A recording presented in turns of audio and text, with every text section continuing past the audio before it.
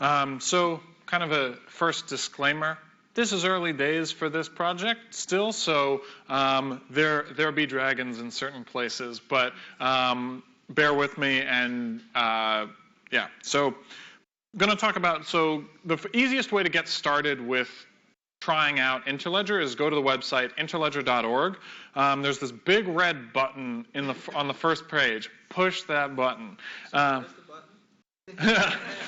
Push the red button, not Men in Black. So we have a Getting Started tutorial, which basically walks you through creating 2 accounts on the demo ledgers, sending a payment between them, and then at the bottom there it also links you to, if you're a developer and want to try developing on top of this, we have a client for that. So what that links to is actually this 5Bells wallet client. And so the wallet, which is the application that's being run on redandblue.ilp.demo.org, the application that's running that is the wallet, which is built kind of on a higher level than the core ILP. So that includes, that's a higher level protocol that includes a little bit more negotiation up front.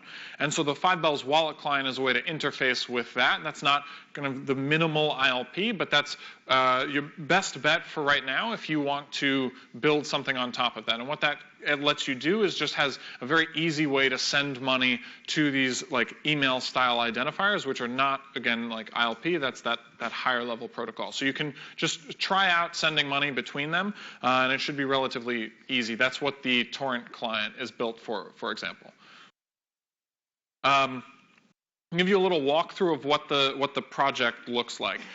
So the original code name for the project was 5Bells, and this was Stefan's looking through the history of clearing and settlement and stuff, and found that the way the very first checks were ever settled was actually in this city. There was couriers that would run between different banks, and they would have like a bag of cash and a bag of checks, and they would go to the bank and they'd say, okay, here's the checks and give me some cash, and vice versa. And all these couriers were running around the city doing this, and at some point, legend has it, who knows exactly how this went down, is that they kind of, 2 of them recognized one another in the 5Bells Tavern, which is on Lombard Street, and we went the other day and took probably, we should have put this in the presentation, probably the silliest picture in front of a door that has nothing. The tavern's not still around, but these clerks met there and they decided, hey, wouldn't it be easier if instead of running around the city, if we just kind of all come here and just do the exchange there? And that was like the very first check clearing. And eventually there were too many of them, so they moved to a room, and then they eventually got like a proper space across the street. And I think that was where checks were cleared until like 2006 when they all went digital. And so that was the legend of the 5Bells Tavern. So if you see the term 5Bells across the different code bases, that's what that's all named after. And so before we actually started calling this Interledger, we were internally just referring to it as this is the 5Bells project. So I'll give you a rundown of the application stack. So on the very bottom, you have the 5Bells ledger, and that's, as I was describing before, that's our very simple implementation of a ledger. It's a simple centralized thing. It implements the cryptographic holds and kind of everything we needed. And that was the original stack. So that you have the connector, which connects between those 2. And on top of that, in the application layer, you have the 5Bells wallet, as I was describing, which is that thing that's running red and blue. And then you have the wallet client that you can use to interface with that. So question, what about other ledgers? Well, that's the exciting stuff that we're working on. So this is where there be dragons, in case you go looking for these stuff. So what we want to be able to do is support different types of ledgers. And so we're talking about this a little bit before, but we have this ledger plugin abstraction. And so what we're in the process of doing is basically this overhaul of the code that we have so that all of the components use the ledger abstraction. And so the idea is to have a client that has one of these ledger plugins. The connector also has a ledger plugin, and then we can swap out what type of ledger we're talking to underneath. So originally we were assuming it's all the 5Bells ledger. Now we're getting to the point where we can support lots of different types of ledgers.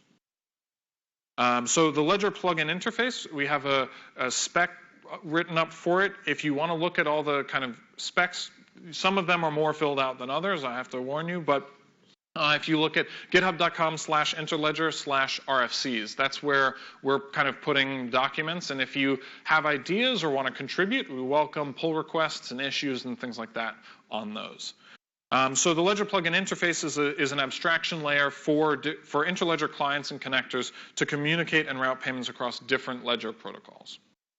And so give you kind of a sneak preview, or not even preview, but like a look at what this looks like. So it's kind of a simple, relatively simple interface where, and this is, to be clear, this is the JavaScript plugin interface for the components that we have. So if you wanted to do this all in a different language, you could have a slightly different way of approaching it. But the way that this works is if you can implement these, 10 functions basically for whatever ledger it is, whether it's Bitcoin or Ethereum, what have you, or a bank or whatever, then we can plug that in to our existing components, and it should work out of the box. Will it work out of the box the first time you try it? Maybe, if we're very lucky. But this is what we're going for, is a system where you could define one of these ledger plugins for any type of ledger and then just kind of plug it into an existing stack, and it would just work.